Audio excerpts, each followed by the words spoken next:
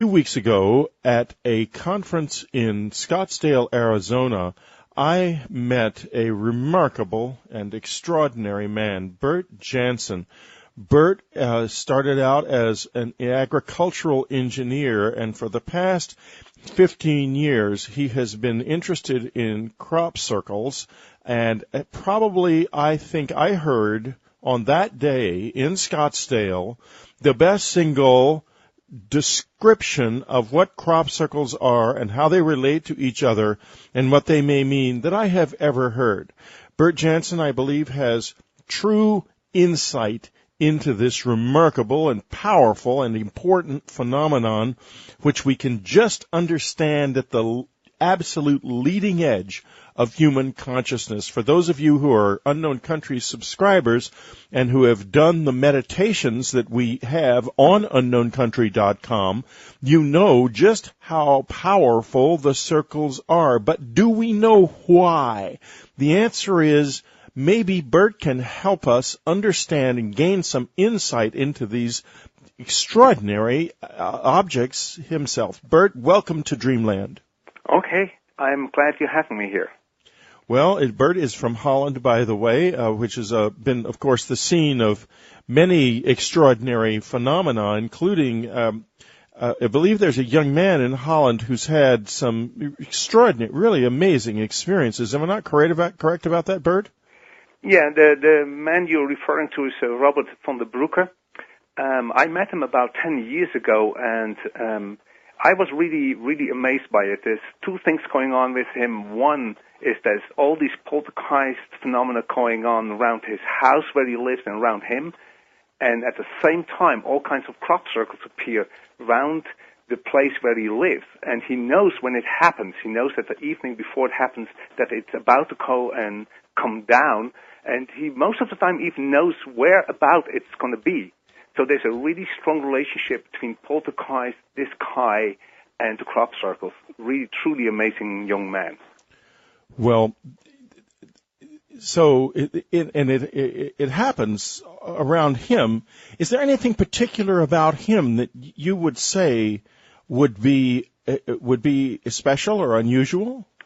I don't know. I find him very interesting because he himself thinks that he's communicating with the phenomenon, and it's not on a level that he really talks to it, but somehow it directs his life. It tells him in a way what to do, what the next step has to be in his life, and his abilities are growing every year. Every year he's becoming more powerful, stranger things he can do. He can manipulate matter. Manipulate matter in what way? Let's say when you put two compasses in front of him and you ask him to maneuver the needle of one of them, he will do that. So it's not a magnetic thing he's doing. He's doing something in the field around these compasses that one needle will move. And you can tell him, do the left one or the right one. It's just your choice, and he will do it for you. Things like that. It's amazing. So that is amazing. So the reason I brought him up first is that involvement with the circles, from what I've heard from the meditators on my website, is that involvement with the circles actually does change you. Yes, it does change you dramatically. Now, in his case, it's really so obvious. In other people's cases, it's sometimes less obvious, but the changes are really dramatic. And my life is actually the proof for me that happened. That's in what sense?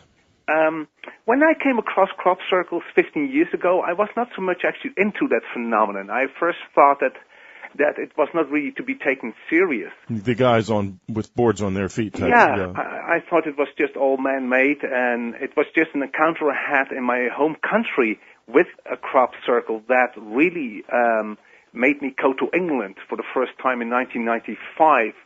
And my life has not been the same anymore. I was the business owner, and in the end I sold my business, and I went whole other directions in my life.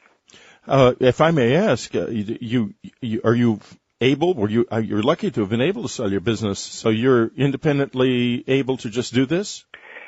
Yes, it's not always been, let's say, a good way. It's not always been easy. It's not always been that it went better and better and better. I had to make really tough decisions, and there have been a couple of years in my life that it has been really difficult. But looking back now, I'm very glad that I did do the things, that I made the decision, looked inside of myself, and saw that actually this whole business world was not my world anymore, and had to get out of that. And I'm very happy that I did it. So it has been for the good, but it has also been a rough way sometimes. Yes, I can imagine. Now, what exactly do you do? Strange enough, I am back at businesses again, but now I teach them how they can reach much deeper inside of them and to connect much more with their authentic self and make decisions based on that instead of making decisions on statistics or left brain analysis, but go much more in yourself, see who you are, and from there make your decisions for the rest of your life. So, in other words, you've learned something from your experience with the circles. Yeah, I've learned a lot, and I have also the feeling that they direct me, they help me in certain ways. If I get stuck with something, then I will get all these aha-erlebnisse. I will just see suddenly the solution, and I'm confident that actually the patterns help me to get there, to get in that state that I see what the next step has to be. There's been a theory around that the patterns may be actually activating the Earth itself in some way. Yes, I think actually they do that, and they work on many, many levels. So I'm very much interested in the geometry, in the shapes, and what it does do with the human mind.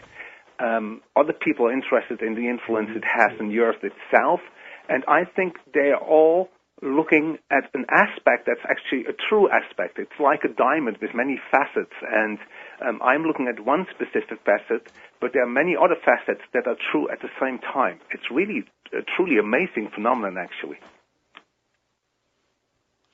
Well, indeed it is, and with what would you say in your lecture? And what I want you to do is to try to tell us some of the things that you say in the lecture. And it's a little difficult for me because, of course, I don't have the lecture in front of me. I thought it was the most extraordinary crop circle lecture I'd ever heard. Thank you. Give me your basic thesis that you start out with in the lecture, if you will. The basic thing, the first step I had to make for myself was, is it for us? Is it meant for human beings? And I quickly recognized, yes, it is. And then the second question I asked myself, and now, what actually do we do with it? What can we do with it? And I saw very quickly already that it's doing something inside of us. It's working on lots of different subconscious levels and is helping us in the next step of our evolution. Now, the big question is, of course, then, where does that evolution go? Where are we going? And I'm willing to explain that. It's a long story, so you have to tell me if you want to hear that long story. Of course. That's why we're here. Okay. Somehow I see a connection with the Gnostic belief system, and the Gnostics strongly believed that it's not here where our destiny is, that our destiny folks, just parenthetically, William Henry is going to be talking to Bert in the subscriber section, getting into this very, very deeply, so that should be fascinating. But go ahead, Bert, right now. Okay, I will just then do it here a little bit on a more surface. Right. So the Gnostics believe that there are many, many worlds, and the ultimate goal is actually to go to let's say, to source, to the top world. And it's not that we belong here, we belong actually there. And in their viewpoints, there have been many messengers here on Earth to help us to understand that it's actually not that we belong here on Earth, but we belong somewhere else. And somehow we have not understood these messengers. And one came, let's say, the serpent in the paradise was one. Later on, Jesus came, tried to convince us that everything is inside of us, and we should actually not wait for some kingdom, but the kingdom is here, and we should move on ourselves. And we did not really understand it. And in my viewpoint, actually, we're looking at the next messenger again. Again, there's something now on an even higher level trying to tell us, look, this is what's going on. You have to make this final step. You have to do it yourself, but we'll assist you in that. and we as patterns will do that.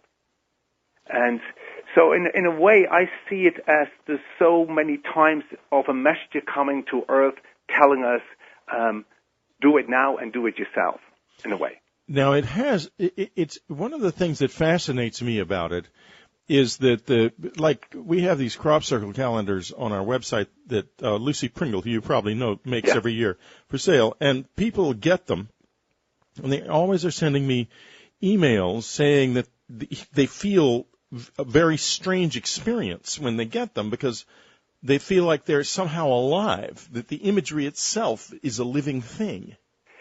Yeah, that I've never looked at it that way. That's perhaps because I'm actually fairly left-brained and mathematical from the start when I came to the crop circle. So I never saw it as a living thing, but I do see it as something where there are many layers. It's not just the image of the crop being flattened or even the diagrams. There are many, many more layers that somehow alter us, do something inside of us, and talk to us.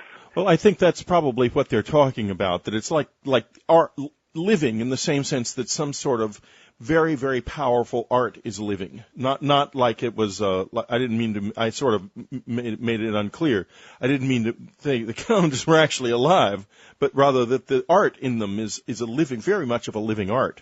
Yeah, and it's very fascinating. Once you start studying it a little bit, you will see that over the years, you will see different things in the same pattern. So when you go back to a pattern that you have looked at, let's say, 3 years ago, then suddenly you will see something else, or it will do something else to you. Like there has been actually an evolution in yourself that now you look with other eyes. You look actually with eyes that see different things than 3 years ago. And that's indeed the experience we're having in our group on the website. We are changing, and you know, you look at these circles and you meditate on them, and it changes you, amazingly enough. And because so much of this is so, you know, that we get all of this stuff all the time. You should do this. You need to do that. You need to do this.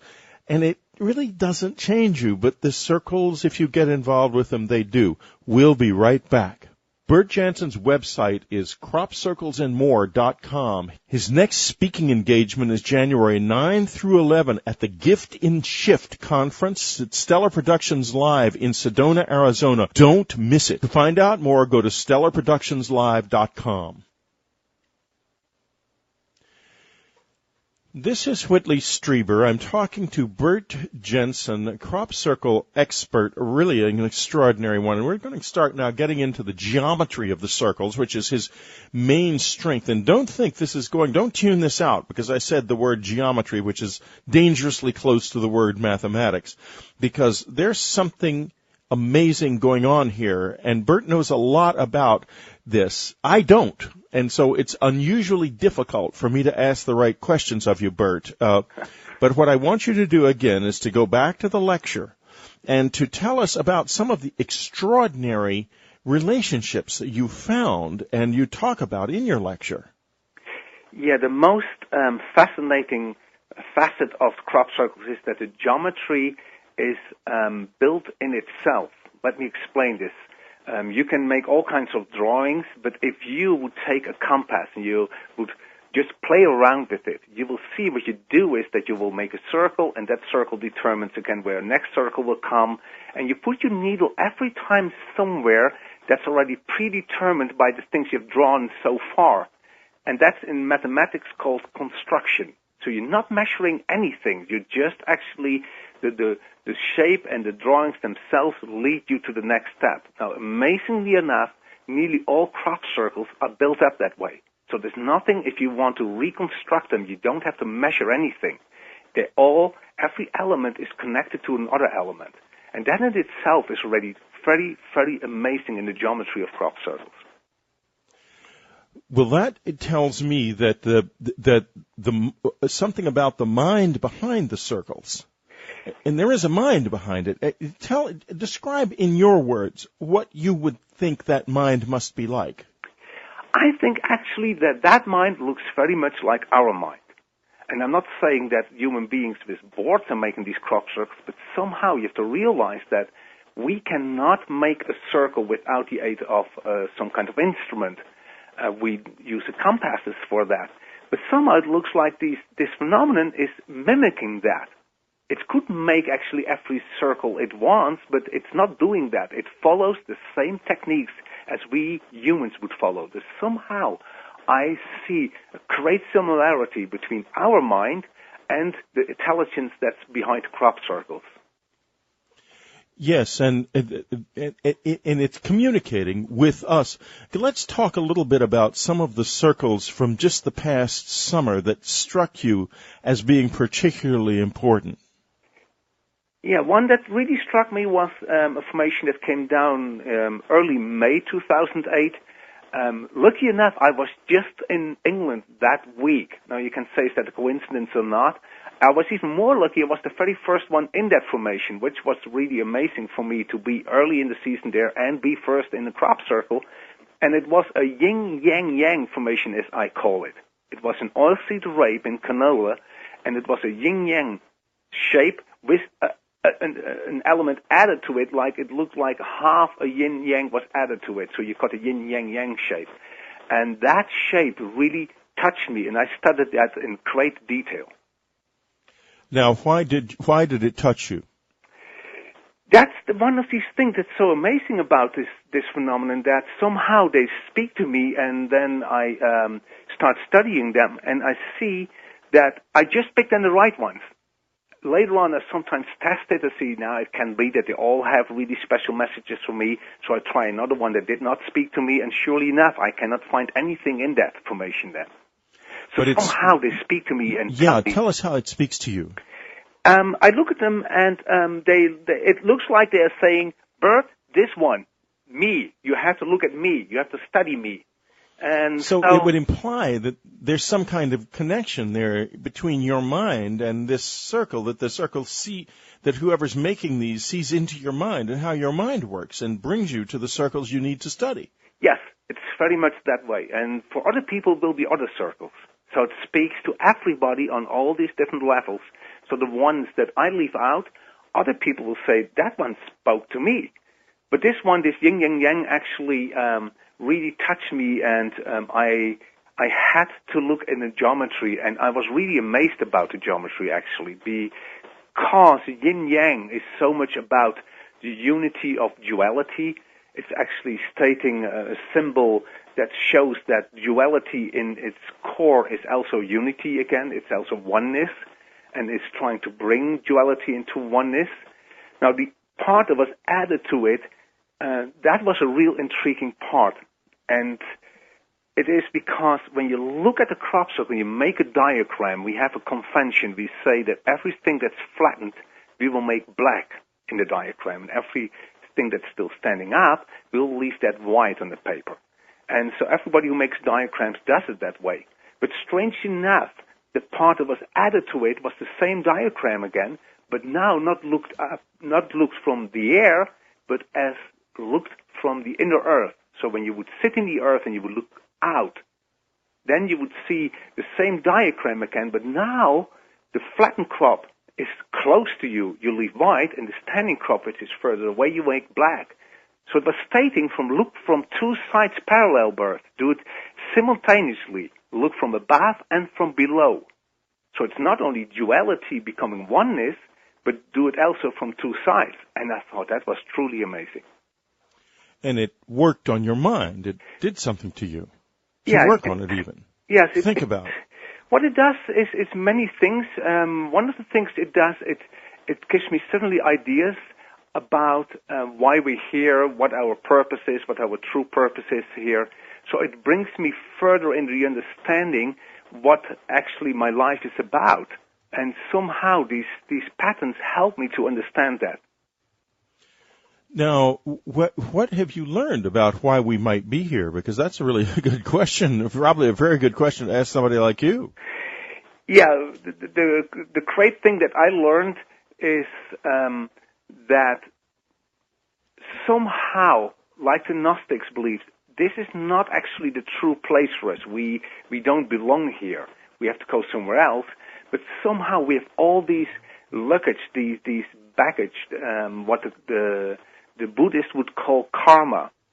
And that karma can only be cleaned when we are simply incarnated, when we're in the flesh. So we have to do something here. We have to clean up something here to actually make this final move away from here. And that was a real eye-opener. And I have to admit, somebody helped me with that. Some shaman helped me to understand that. But only meeting that shaman was already through crop circles. So actually, how did you was it something just happened, or did you meet this shaman by accident, or? I met her. I met her 4 years ago during a conference in Tempe on crop circles. I was lecturer there, and I had some really strange encounters with her during the last day of the conference. And I was lucky enough in the evening to just coincidentally bump into her and talk and start a conversation with her. And I have met so many shamans in crop circles that sometimes I get a little bit immune of that, so I'm not always paying attention anymore. But in this case, she was stating things that sounded so familiar to me because of my interest in quantum physics that we actually nearly spent the whole night talking. And that was really an eye-opener for me. I stayed in touch with her, and actually, in the end, I married her. So now she's your wife, and Yeah. you brushed on a fascinating subject, which was your interest in the connection between the crop circles and quantum physics. Yes. Yes. Could you expand on that a little bit? Yeah. Quantum physics is stating in a way that we create our own reality. Now, that's this thing that in New Age that's really known, that everybody is saying that, but actually in quantum physics, they prove that that's true. The only thing that quantum physics was also stating is that, yes, you create your own reality, but you have no choice which one that will be. So even though your observation will bring something in this world, you have no idea what that's going to be. So you don't have a real choice. And somehow the crop circles show the same thing, but with a little addition that you do have the choice. And I've come across really strange things in the world of crop circles that is actually quantum physics enlarged, but just one step added to it. Well, give us an example. And one of the things in quantum physics is called the quantum eraser. It's a fantastic phenomenon that a certain event, you can undo that. So you can go back in time and undo that event. Now, it's only possible on the quantum level, and it's called a quantum eraser. I have seen that happening in crop circles. I've seen that people would say, I was at a field at a certain time, and there was nothing there, and an hour later, a big crop circle was there. But somebody else I would meet who said, oh, that's really interesting because I was really early at that field, and I saw that pattern already. So it looks very much like the pattern was there, then it disappeared again, and then it reappeared again in the field. It's like this quantum eraser effect happened there, that somebody sees it, somebody else comes along, does not see it, but sees it an hour later. It's fascinating. And there's also a case or two reported of people going into crop circles, and in one case going back in time. And another case, they went into the crop circle, came out, and found out they'd been gone for hours, and their friends were concerned about them. I have heard many of these stories about time anomalies. I've never come across it myself, people who thought there were only minutes in it and were hours in it, and the other way around, actually. Yes. People had also the experience that they spent hours in it and there were only minutes in it. So it's a whole kind of strangeness going on. And actually, my very first encounter with crop circles was something similar, even though it was not a time warp, but it was a kind of space warp. That I looked for a crop circle because I'd seen it in a newspaper, and I looked for it, and this would be then my first crop circle to actually enter. And I could not find it, and after hours I'd given up. And right at that moment, I saw it sitting in a field. It turned later on to be another crop circle, but I could see it sitting there, and I went in the field. It was definitely there. I looked at it, went back to the car, and I was shocked because back at the car I realized I could not see it at all. It was still there because I checked it again, so it did not disappear.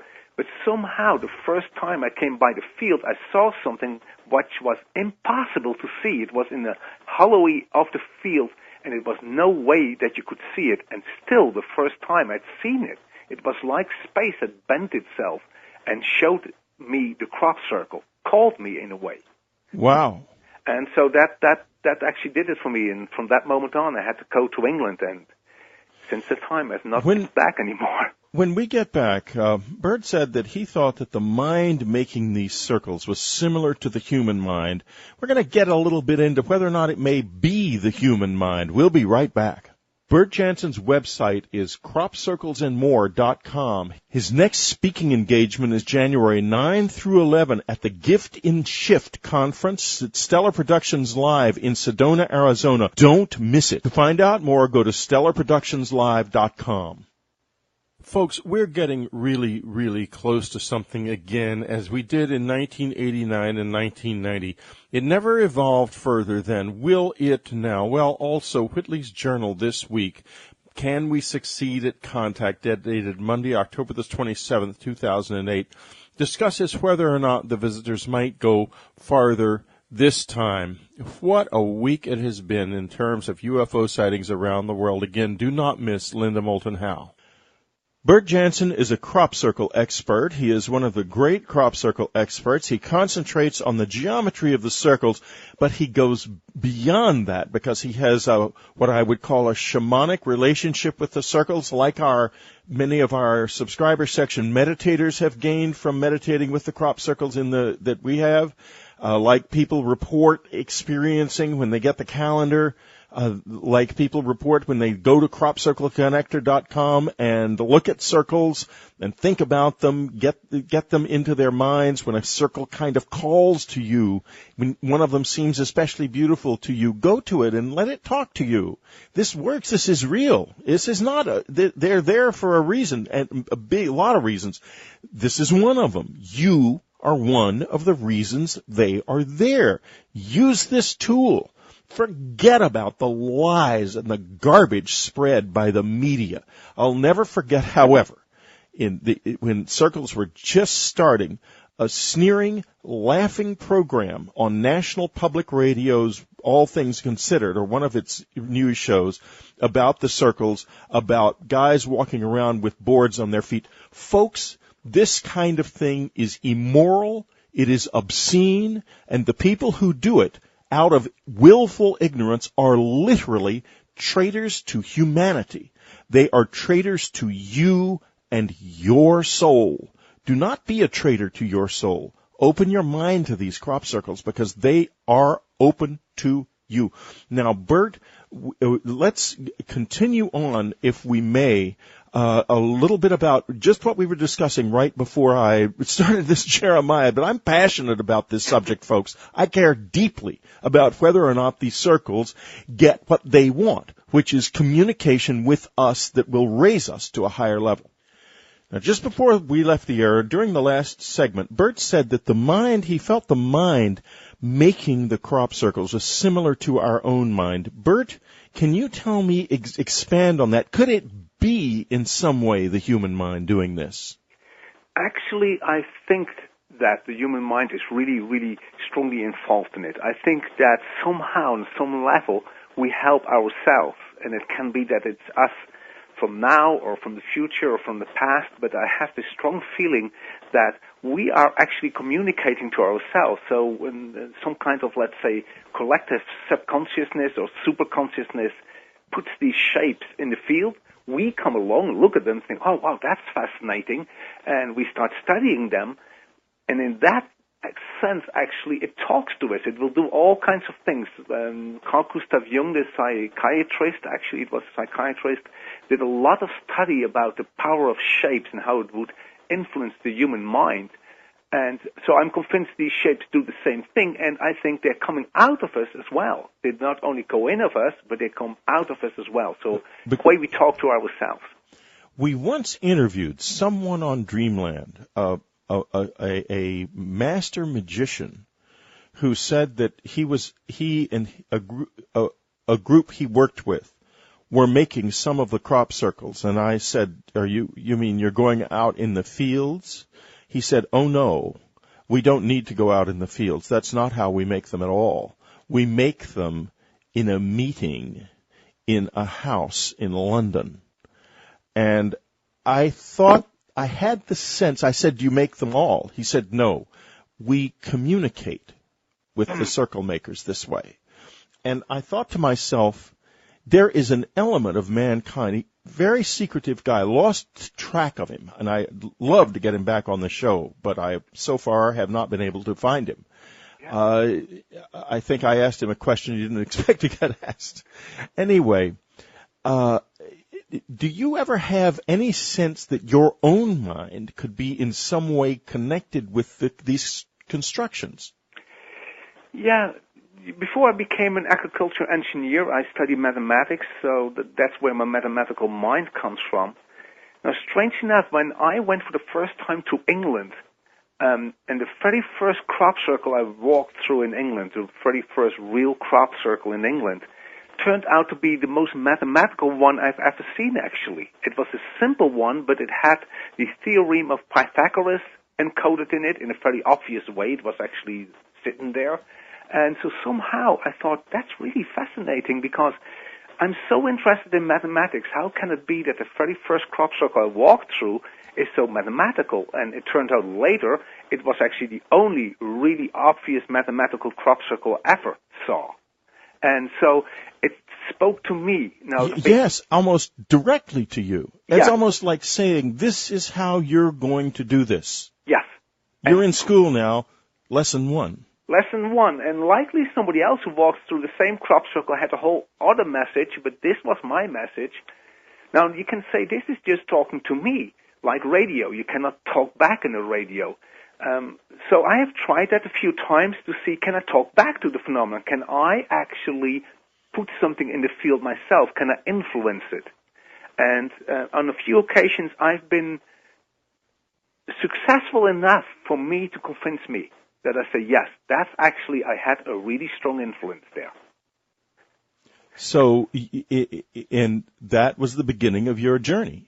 Not actually the beginning of the journey. It happened somewhere halfway my journey, but it was one of these moments that I was together with a group of friends drinking wine and having a good meal, and suddenly we got this idea, let's try to meditate something in the field.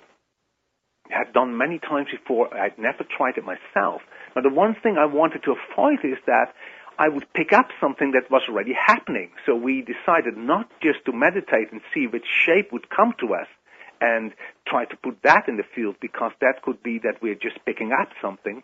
No, I decided let's take a shape that actually does exist already but has never been a crop circle. And I remember that day I'd been to a church in Marlborough in England and photographed a kind of very interesting cross in the church. And that photograph was still in the camera, so I decided, let's meditate on that. So the camera was going around, but we were also drinking wine, so we're not really actually paying attention to it. And it only took 1 or 2 minutes. And we all looked at it and thought, yes, let's do that, and let's try it. And after 2 minutes, actually, we put the camera away, and we went on with the meal. 2 days later, not the exact shape, but some kind of brother of my photo came in a field, and strange enough, it had all kinds of elements that were traced back to our group, to the number of the group, the fact that there were 6 people from Holland and 1 from America in the group. It was really, truly fascinating that a crop circle came down that was so closely related to that photograph. So, do you think it came out of your minds, or and I'm not asking you, it's an impossible question to really answer objectively, I know that, but what's your sense of it? Did it come out of your minds, or did it come from something that was in contact with you? Actually, I think it came from something that was in contact with the group, with us. That's my feeling too. I have to be honest with you. That's exactly how I feel, that it's a relationship, that it's not actually coming out of our minds as we are now, except maybe for a few wizards like that guy I happened upon a few years ago. Yeah. I don't think the connection is that direct. I don't think that we immediately and directly can meditate it in the field, although I still think that somehow on a deep level it's us doing it.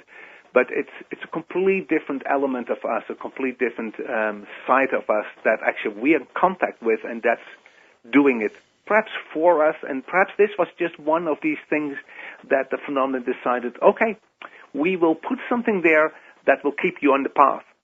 Yes, exactly. Keep you on track. Keep you, encourage you, really. Yeah. Draw you along.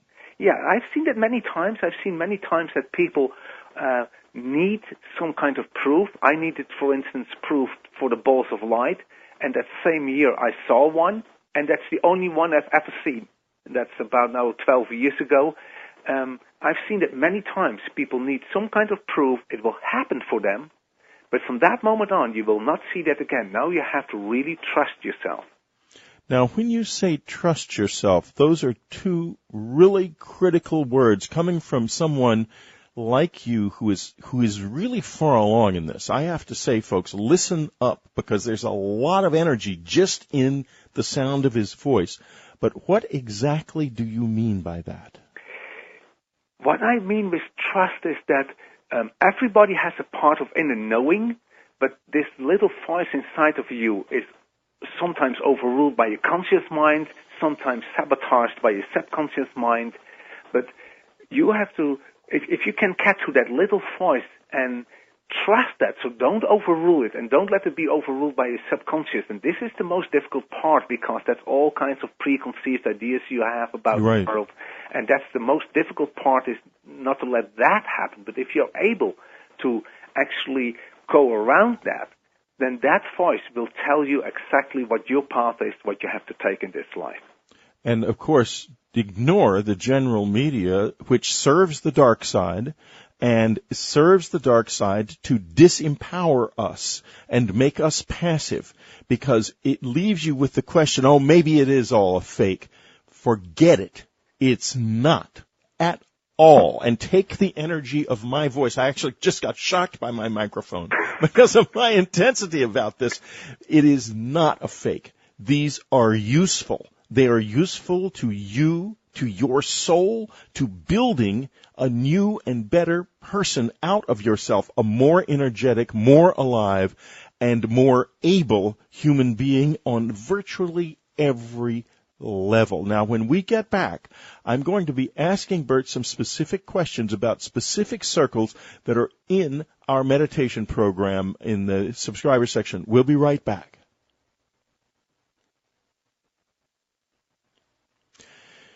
We're talking to Bert Jensen, one of the world's leading experts on crop circles, and the reason I say that is very simple. I know why it's true.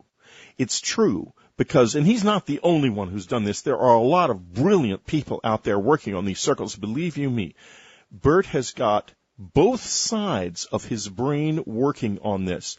The right brain and the left brain are working. He is just as conversant in the geometry and the mathematics of crop circles as he is able to address them shamanically, meditationally, and with his inner self. And he's got these two sides in harmony. So what he has to say to us is powerful on two different levels. First, the words themselves make a lot of sense. Second, his voice is giving you energy. All you have to do is be open to it. The energy that he has gained from the working in the crop circles is actually in his tone of voice. It is a sonic meditation is possible listening to this man. Okay, now we have 9 meditations on unknown country, crop circle meditations. The 9th and 10th are about meditating with the living and the dead, and they are not directly related to the circles, but I'd like to go to, in the sense that the meditations come out of meditating with the circles. I would like to go to some of the earlier ones, and it's not a problem if you don't recognize these circles. You may not, and that's fine. One of them, though, you probably will remember, is the Chilbolton circle. Or I should say formation. The face in that formation, if you meditate on it, it has had incredible effects on people who have done this, including this guy. Mm-hmm. Can you tell us a little bit about how you reacted when you saw the Chilbolton formations. And, of course, folks, this is the one that was near the radio telescope that appeared on one level to be a communication perhaps about the Greys and their world and their number of them in the world. It was a very straightforward communication, kind of at our level of understanding, not beyond it. But the face that was sort of mysteriously there was a different story. And can you talk a little bit about this, if you had any response to it or not? Yeah, I did have actually a response to it, but a little bit different than most people had. And that was my message, that it, in a way, actually scared me a little bit. And so the message was for me, birth fear will always block you. Don't do that. Don't get scared, because as long as you're in fear, you will never get actually to your true, authentic self. But somehow it was coming too close for me suddenly. So I felt that this was really, really intense, and the intensity that scared me a little bit. So I did not pay as much attention to that crop circle as lots of other people have done, and not as much as I have done with a lot of other crop circles. So for me, it was really an amazing feature that came in the crop, but it also, what I said, let me step back a little bit. It's very powerful. Well, it is very powerful, and it is it's a circle that I have, or an image that I find, if you're not afraid of it, yeah, you can let it come to life inside yourself, and it is an actual representation of a person, possibly a person who lives right here in this world, who is in a state of hyper-consciousness, and who will become involved with you if you wish, and in quite amazing and wonderful ways. It's quite a thing. And it was an amazing crop circle, and somehow there was something in me that actually told me to go a little bit around it. So this was simply not my crop circle. It was not really meant for me, that one. So now, what about the so-called butterfly formation? Do you know which one I'm talking about? 2 years ago? Yeah. Yes. Now, how did that one affect you? That one affected me on a much more positive level. I looked at it, and somehow I could feel that much better. But again, it was a recognizable shape, and somehow, I don't know why I do that, but I get much more struck by the shapes I cannot recognize immediately than the ones I do recognize. So the yin yang yang was really an exception. That was a recognizable shape that actually did strike me. And the butterfly, really, I find it really lovely, and it really made me warm inside, but I did not have the urge to really study it, to really take it apart and to look into it and to have it on my wall, for instance. Well, I did. I was very moved by it, and one of my meditations is based on it, because it brings together, for me, and I'm not going to get into this in detail, folks. If you're interested, you can always go on the website and look for yourself. It brings two other formations together for me. What I want to ask you, though, is of the recent crop circles in the past couple of years, which ones do you think have been more important? Because some of them have really gone beyond something just to meditate on, and they've really been speaking to you, as I understand, from your lecture. Could you talk about some of those, please? Yes. One couple of years ago that really, really struck me was the what's called now the swallows.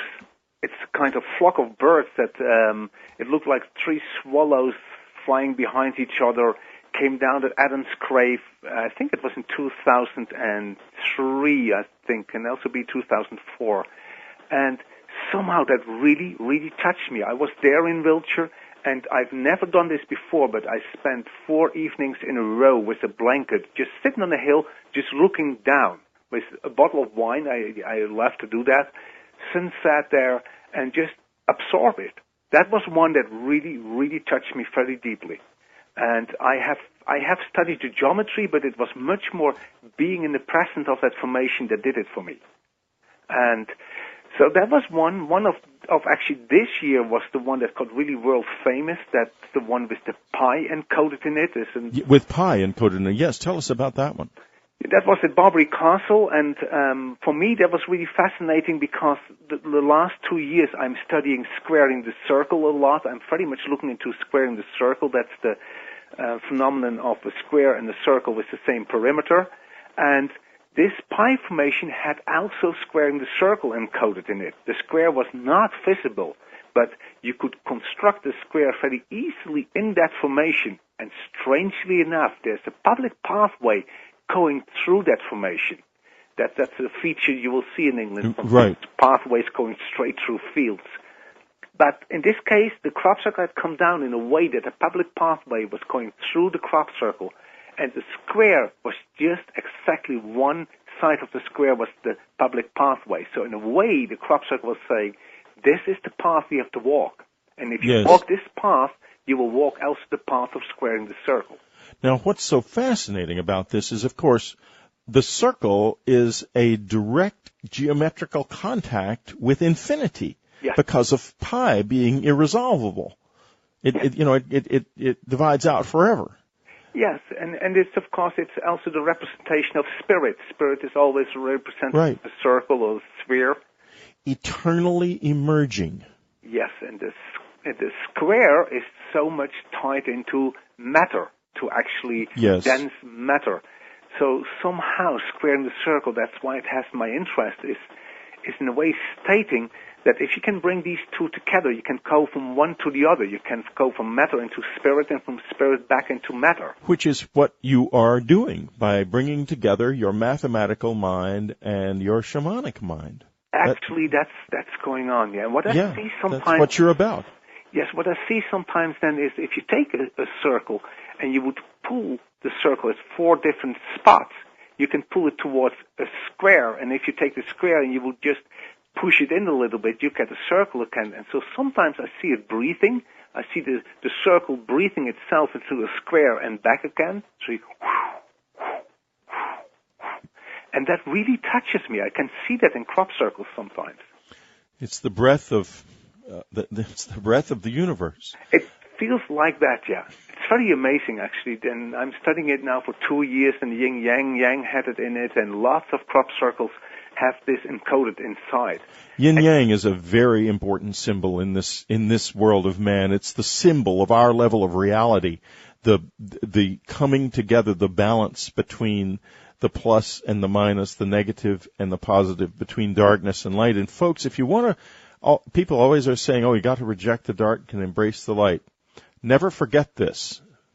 You could not see the stars without darkness. The universe without the darkness would be invisible to us. The darkness is the source of knowledge, the light, the source of transformation. I want to go on now to another crop circle. And if you don't respond to it, please just let me know. It's just one that interested me terribly. I'm sure you know which one it is. It's the geometrical one at West Kennet from last summer, summer of 2007, that sort of looks like a gateway. Yes. Can you talk a little bit about that? Do you have a response to that circle? Yeah, I had a great response to that. Somehow that was one that spoke really to me.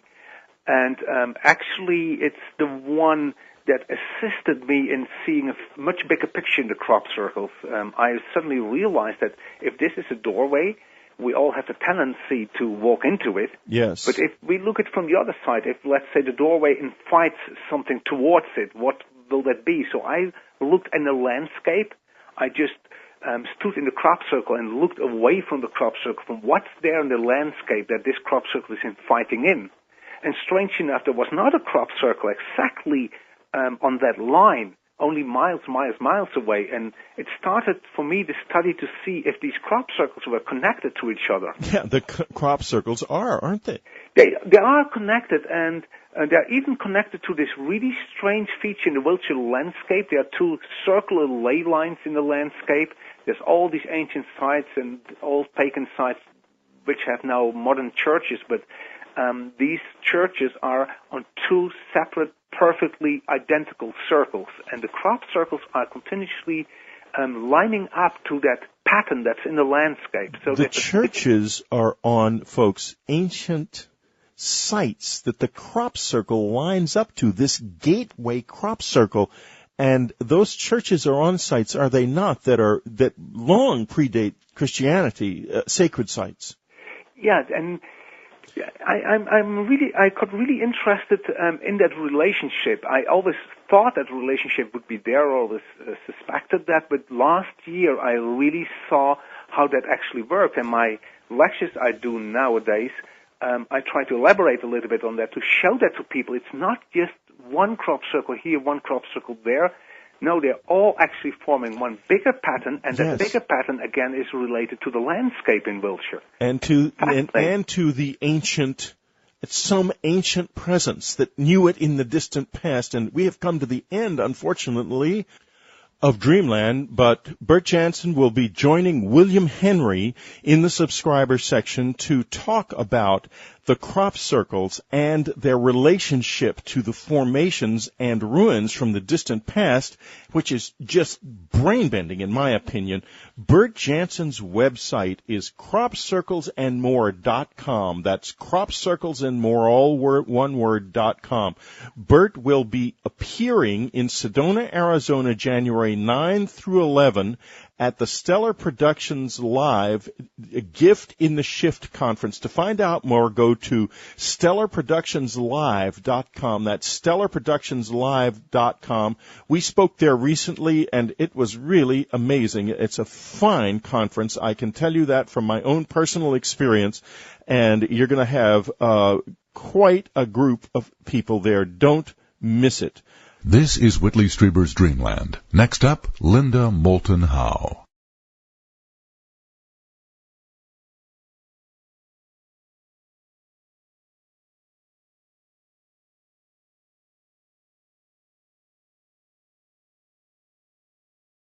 Last January and February, there were some extraordinary UFO sightings in Central Texas of great interest to the Air Force, as was later proved by FAA records. Our science reporter, Linda Moulton Howe, kept us up to date and ahead of the crowd on everything happening, as she always does. Her website, earthfiles.com, is the place to go if you want to stay ahead of the cutting edge. And now, staying ahead of the cutting edge, as always, they are back, and Linda Moulton Howe is back with interviews about what's happening yet again in Central Texas. Here's our Emmy Award-winning science reporter, the editor of earthfiles.com from Albuquerque, New Mexico, Linda Moulton Howe. Thanks, Whitley. Every day since October 23rd, I have been receiving reports of unusual aerial lights, not only from the Stephenville region of Texas, but from several regions, from the East Coast to the West Coast, from the North to the South. Eyewitnesses are seeing patterns of lights in straight lines that change to vertical lines, or straight lines that change to triangular patterns, or spinning discs shooting off spirals of light, or pulsing red-orange lights, or even a huge flat triangle-shaped craft apparently lifting a large glowing object from a hill near Empire, Ohio. To give you a sample of what I keep hearing, last night I was scheduled to interview Jason Rowland, who lives in the Stephenville, Texas region. He was going to tell me about the lights that he had seen on Tuesday, October 28th, evenly spaced in the sky and changing patterns.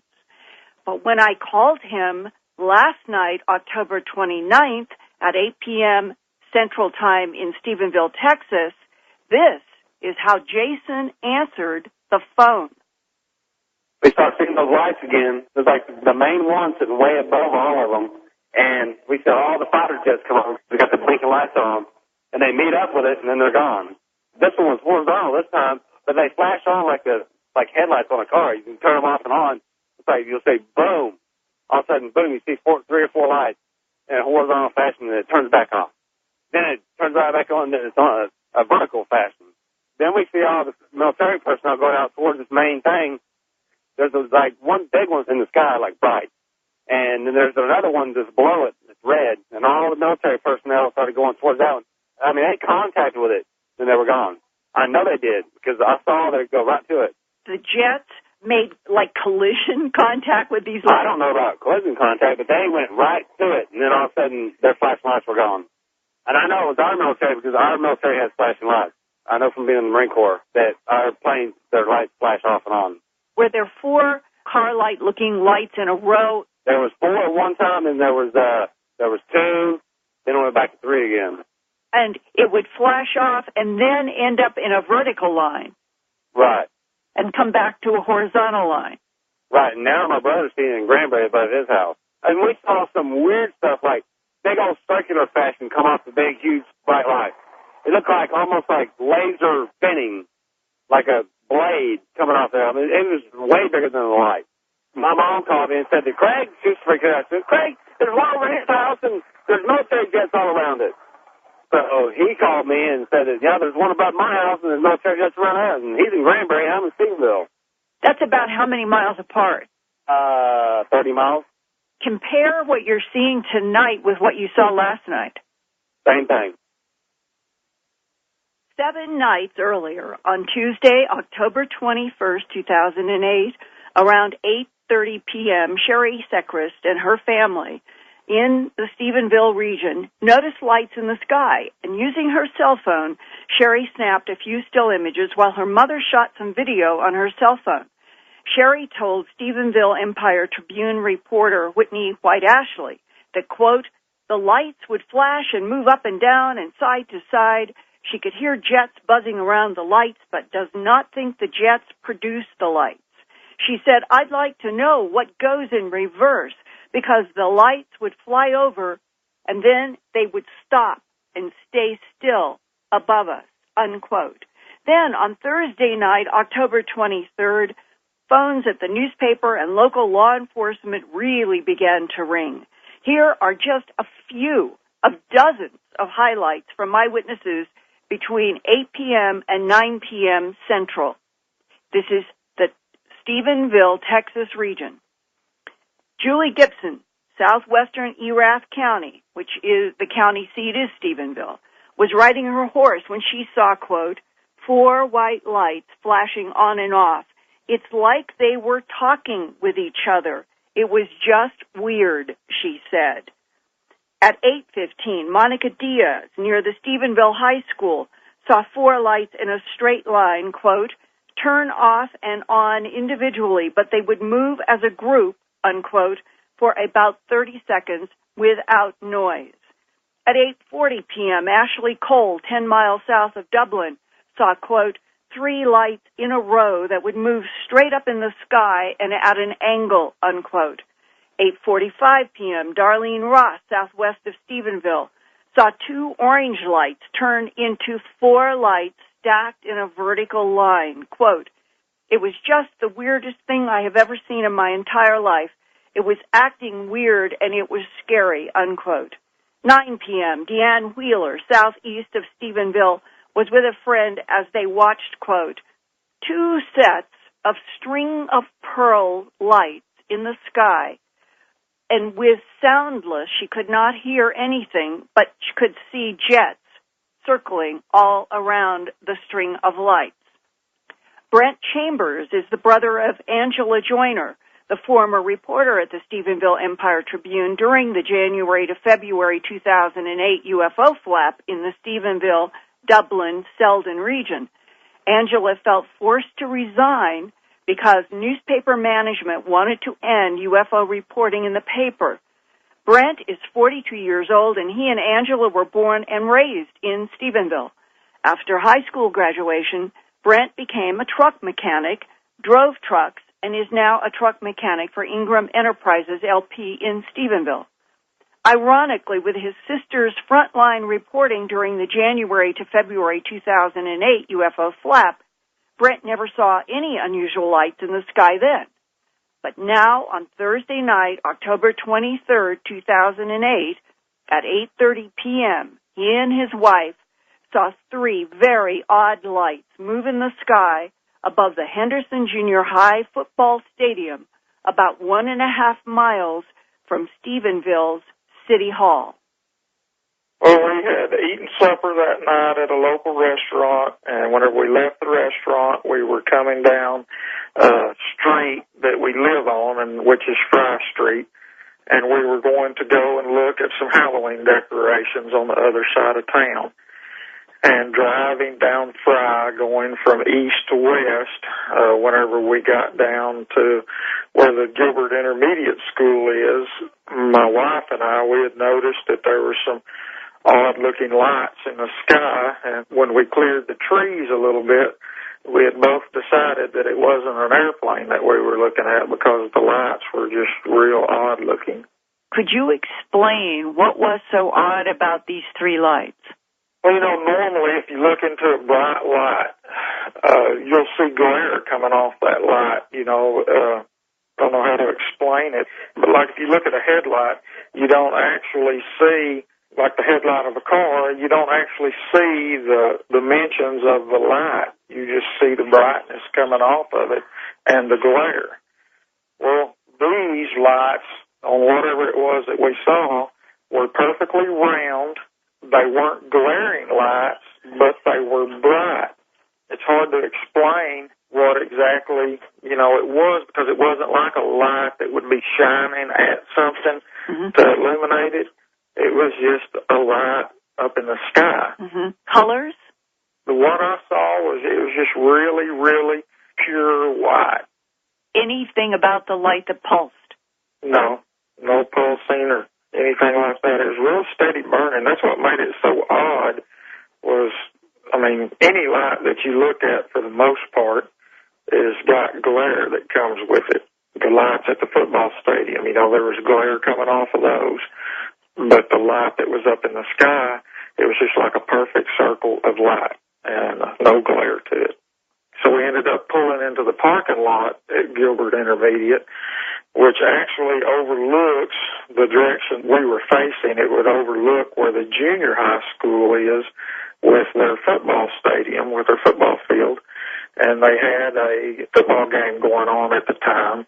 And these lights that we saw were directly above the football field, right above the stadium lights, probably 30 or 40 foot, but I don't know how far away they were. We couldn't really tell because of the brightness of the stadium lights, and the parking lot that we pulled into had parking lights in it, and so we couldn't really see an object or anything, but we could see three lights. They were equidistant apart, and they were all equal in size. They started out almost being horizontal, and then all three of them would shift around counterclockwise to the vertical position, and then they would disappear. And then as soon as those lights would disappear, it would take about a second or maybe 2 seconds, and another set of three lights back to the horizontal position again would reappear. And it would make that sequence where it would go from horizontal and it would go back to vertical, and then they would disappear. If you've got three lights that are separated in a straight line, how did they move to form the vertical straight line? Well, if you had a pencil in front of you and you imagine that there were three lights on that pencil, one at either end and one in the center, equidistant apart, and you took that pencil and you just went and turned it from horizontal to vertical with all the lights staying the same distance from each other, that's how this happened in a counterclockwise motion. And I'm going to estimate probably it did that 6 times. How long did those three lights hold in the horizontal position before moving up to the vertical? Probably not more than a couple of seconds. It would hold vertical for how long? Wasn't very long, about the same amount of time that it held the horizontal, just a couple of seconds, and then they all extinguished at the same time. It's not like one of them went out, then the other one, and then the other one. It's like they were all lit up, and then they moved around to the vertical position, and then they all went out, and then a couple of seconds after all of those went out, there'd be 3 more show up in the horizontal position. Could you see people in the stands? I couldn't see people in the stands. I could only see the lights at the stadium, because they were just right above the treetop level where we were at. Okay. But while we were in the parking lot, and the photo that I snapped, I think I snapped it at like 8:32 or 8:34 is what my cell phone says. Then we watched, to see if anything else was going on. Then the lights from the stadium went out. I guess the football game was over, and people started leaving the football stadium coming our direction. Come to find out that people at the stadium actually saw the lights, and then we had people pulling in the parking lot where we were at trying to see what was going on also. At my news website, earthfiles.com, I have the cell phone image of 2 of the 3 straight lights in a line that Brent Chambers photographed. And 7 hours after Brent and so many other eyewitnesses in the Stephenville region watched all the strange, unidentified aerial lights, hundreds of miles to the northeast near Empire, Ohio, a very small town of only 120 people west of Pittsburgh, Pennsylvania. 32-year-old truck driver Tom Comstock was driving on Route 7 at 3:45 a.m. on October 24th. As I was driving along the route, I noticed that there was a couple of cars that were alongside the road with their lights still on, and the people were standing outside the car. It kind of piqued my curiosity as to what was going on, and I looked in the direction that they were looking. It was on top of a rather large hill. I looked up, and there was a very bright object just above the tree level. I can't really say for sure what it was because I've never seen anything like it. It seemed self-luminescent, the size of about a large pickup truck, and it was very bright, and that's really what caught my attention. Colors? It was a white light with a little bit of orange inside of it. It had a little bit of red. The shape just seemed so strange to me because it seemed like a biological shape, and as I noticed that shape, it was raising up. And as I looked up above that, I noticed a pattern of 3 bluish-colored lights. They weren't flickering like a star. They were in some kind of sequence, but they were all in tune with each other. And they were very large lights. They definitely were not stars. And as the large white-orange object that was coming up, it looked like it was going into the center of the triangle of light. At first glance, whenever I saw the triangle of light, I thought I couldn't process what was going on. I thought it might have been something that was following or looking for some kind of aircraft, maybe from the military. But as the object got closer to it, I could see that the underside of the inside of the triangle pattern of light, it was one object, one very, very large object. When I saw it with my naked eye, I saw the bottom of the craft, and it just looked like it was very flat. There might have been some features, like whenever you crack open a piece of coal, there's some crystalline structure to it. But beyond that, there was no visible doors or windows or anything like that. Now, do you mean that you are seeing a crystalline structure in 3D, three-dimensional looking crystals in the bottom of this? Nothing was really protruding. It just seemed to be a pattern. It was something like a crystalline structure, but a flat crystalline structure. Like in a cracked open piece of coal, you can see the structure, but there's not much texture to it. I think I understand. And what was the color of the crystalline structure? It seemed to be a very, very dark gray or a black. I guess that's kind of why I would relate it to a piece of coal. So if you were seeing white, yellow, red, and orange, where are they emanating from this crystalline dark surface? The crystalline structure was reflecting the light from the object below it. That's what I believe. I mean, I can't wrap my head around this thing completely. Okay, let me just see if I can repeat back what I have in my head right now and see if it's anywhere close. The first thing that you saw was this largely white, organic moving object that had yellow, red, and orange tinges in it, and it was rising. And as it rose, you became aware of the triangle of the bluish-white round lights, and then it kept rising and illuminated the dark crystalline surface in which the blue-white triangle of lights were embedded.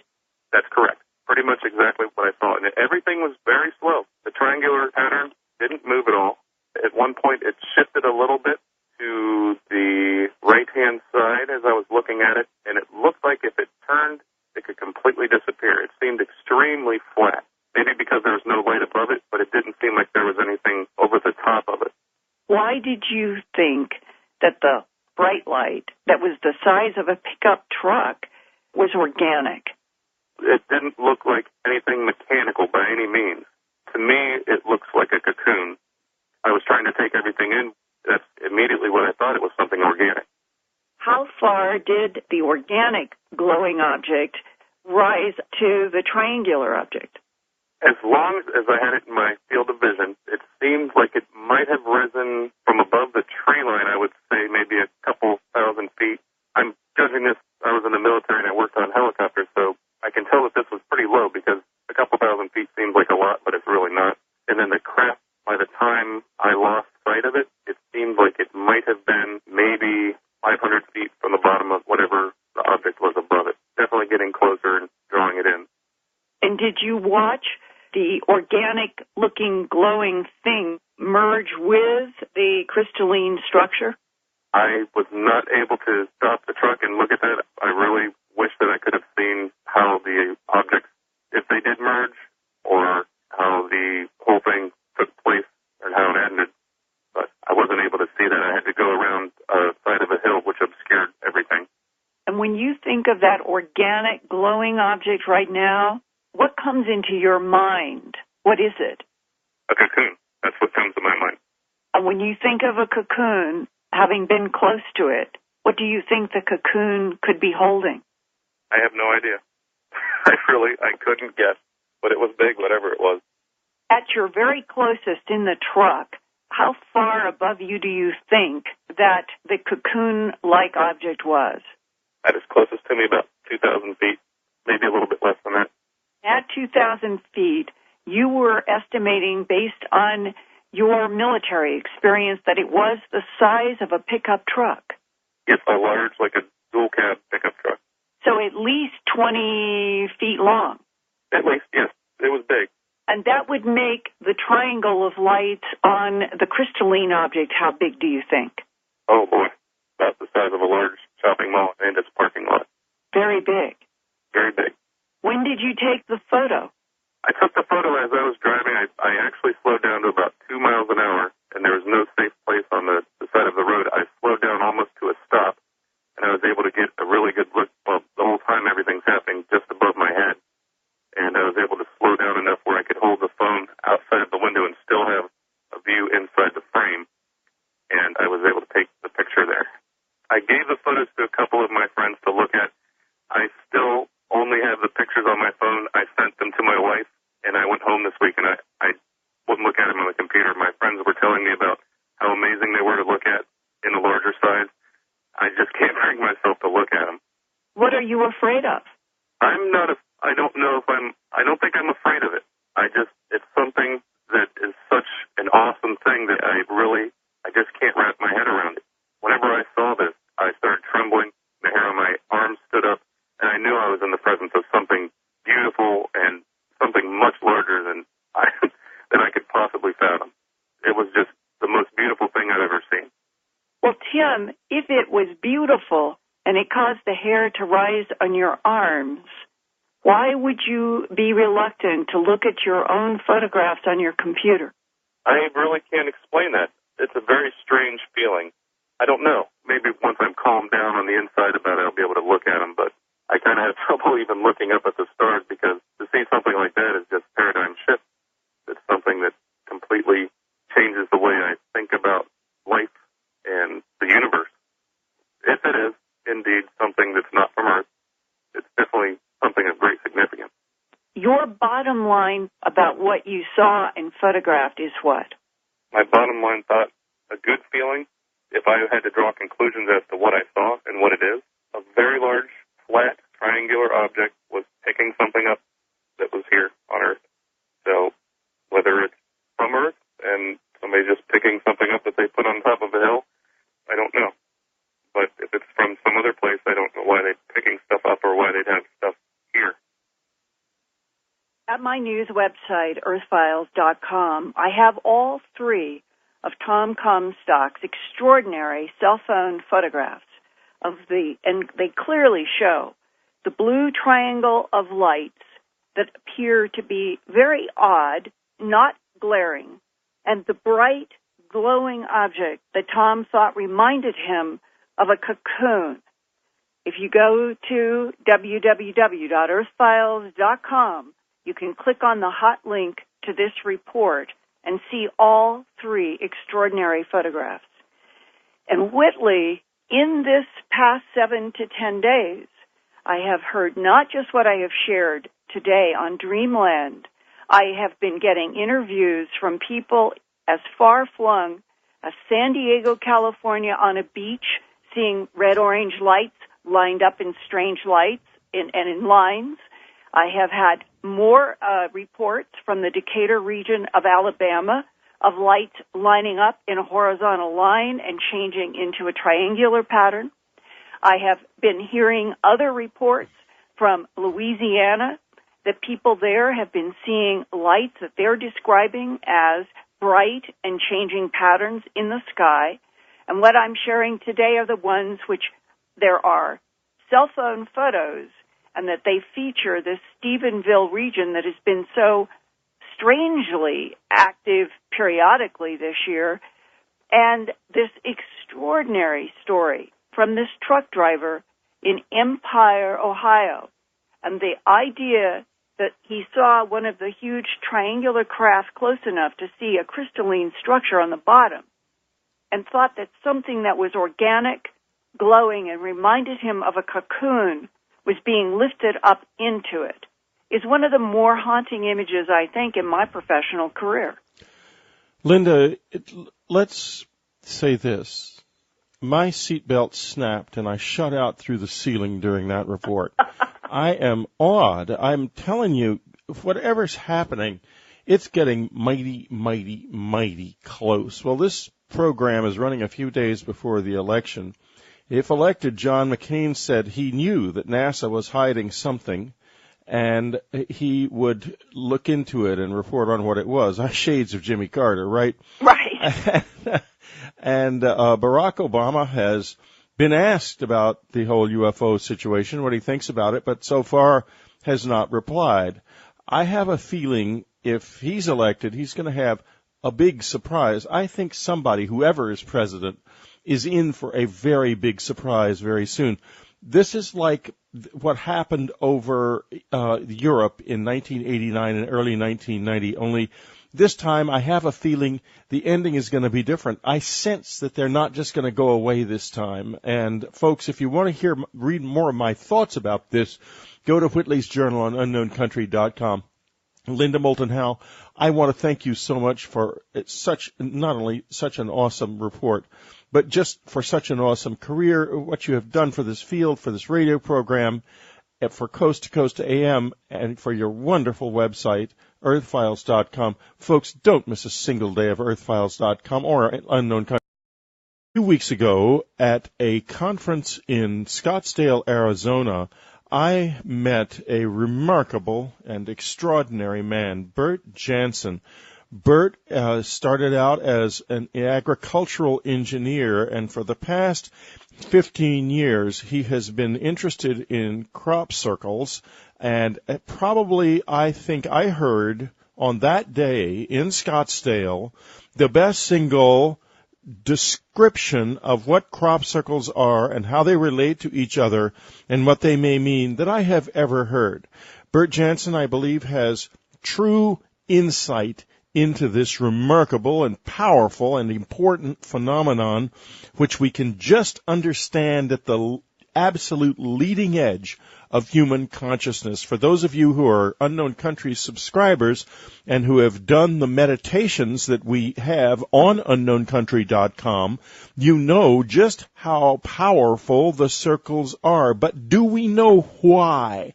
The answer is maybe Bert can help us understand and gain some insight into these extraordinary objects himself. Bert, welcome to Dreamland. Okay, I'm glad you're having me here.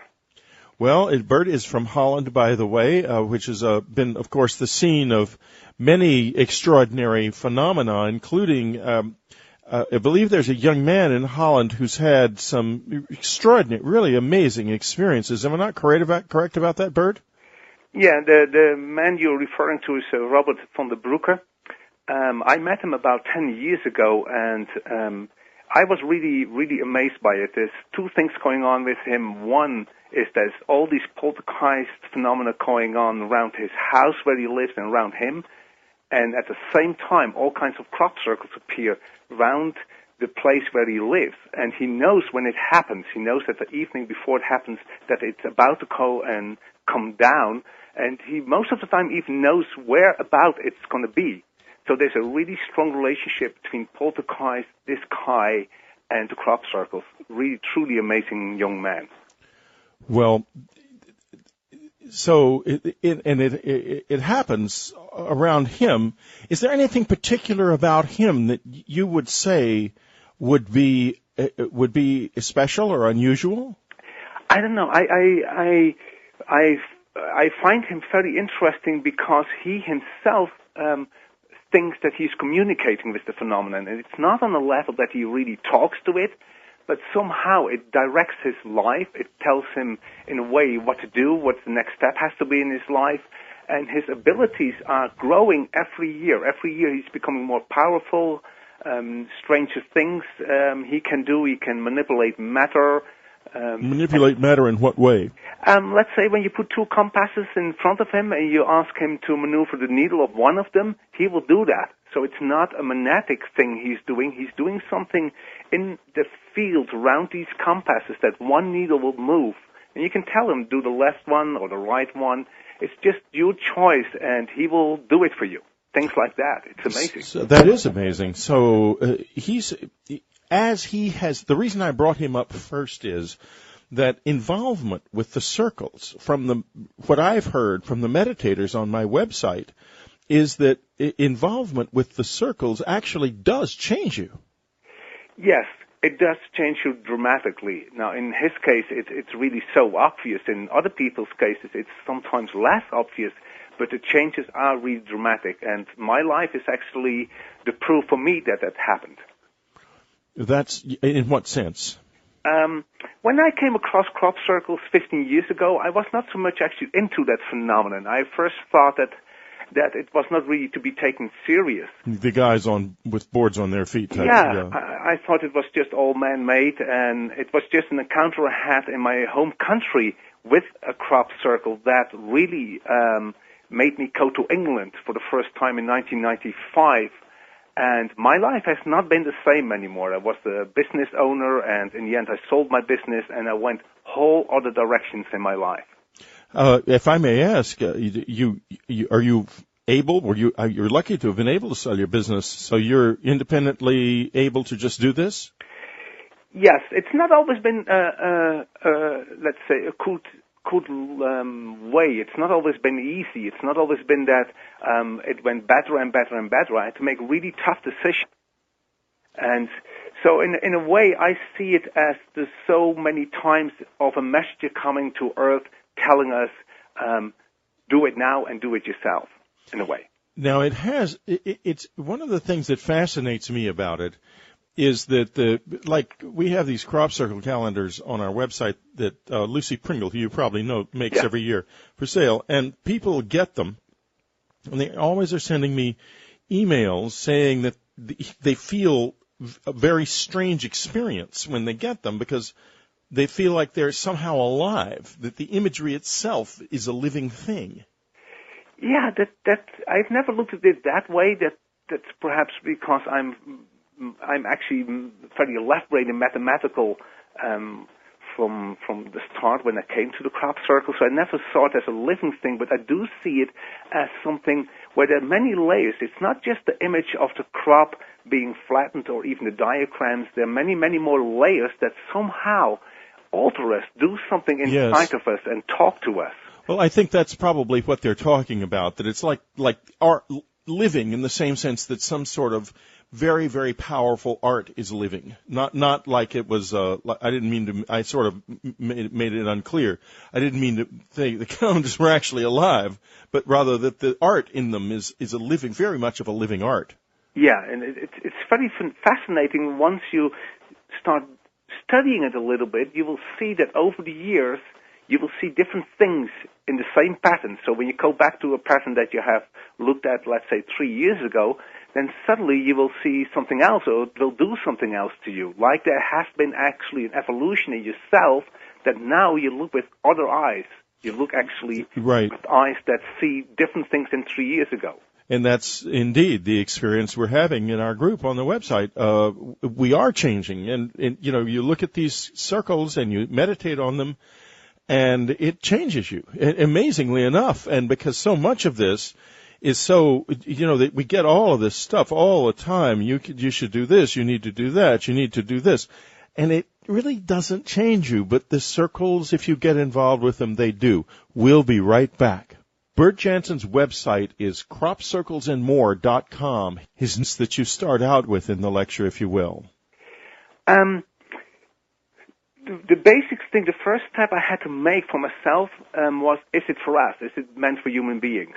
And I quickly recognized, yes, it is. And then the second question I asked myself, and now, what actually do we do with it? What can we do with it? And I saw very quickly already that it's doing something inside of us. It's working on lots of different subconscious levels and is helping us in the next step of our evolution. Now, the big question is, of course, then, where does that evolution go? Where are we going? And I'm willing to explain that. It's a long story, so you have to tell me if you want to hear that long story. Of course. That's why we're here. Okay. Somehow I see a connection with the Gnostic belief system, and the Gnostics strongly believed that it's not here where our destiny is, that our destiny folks, just parenthetically, William Henry is going to be talking to Bert in the subscriber section, getting into this very, very deeply, so that should be fascinating. But go ahead, Bert, right now. Okay, I will just then do it here a little bit on a more surface. Right. So the Gnostics believe that there are many, many worlds, and the ultimate goal is actually to go to the, let's say, to source, to the top world. And it's not that we belong here, we belong actually there. And in their viewpoints, there have been many messengers here on Earth to help us to understand that it's actually not that we belong here on Earth, but we belong somewhere else. And somehow we have not understood these messengers. And one came, let's say, the serpent in the paradise was one. Later on, Jesus came, tried to convince us that everything is inside of us, and we should actually not wait for some kingdom, but the kingdom is here, and we should move on ourselves. And we did not really understand it. And in my viewpoint, actually, we're looking at the next messenger again. Again, there's something now on an even higher level trying to tell us, look, this is what's going on. You have to make this final step. You have to do it yourself, but we'll assist you in that. And we, as patterns, will do that. And there have been a couple of years in my life that it has been really difficult. But looking back now, I'm very glad that I did do the things, that I made the decision, looked inside of myself, and saw that actually this whole business world was not my world anymore, and had to get out of that. And I'm very happy that I did it. So it has been for the good, but it has also been a rough way sometimes. Yes, I can imagine. Now, what exactly do you do? Strange enough, I am back at businesses again, but now I teach them how they can reach much deeper inside of them and to connect much more with their authentic self and make decisions based on that instead of making decisions on statistics or left brain analysis, but go much more in yourself, see who you are, and from there make your decisions for the rest of your life. So, in other words, you've learned something from your experience with the circles. Yeah, I've learned a lot, and I have also the feeling that they direct me, they help me in certain ways. If I get stuck with something, then I will get all these aha-erlebnisse. I will just see suddenly the solution, and I'm confident that actually the patterns help me to get there, to get in that state that I see what the next step has to be. there's been a theory around that the patterns may be actually activating the Earth itself in some way. Yes, I think actually they do that, and they work on many, many levels. So I'm very much interested in the geometry and the shapes and what it does do with the human mind. Other people are interested in the influence it has on the Earth itself, and I think they're all looking at an aspect that's actually a true aspect. It's like a diamond with many facets, and I'm looking at one specific facet, but there are many other facets that are true at the same time. It's really a truly amazing phenomenon, actually. Well, indeed it is, and with what would you say in your lecture? And what I want you to do is to try to tell us some of the things that you say in the lecture. And it's a little difficult for me because, of course, I don't have the lecture in front of me. I thought it was the most extraordinary crop circle lecture I'd ever heard. Thank you. Give me your basic thesis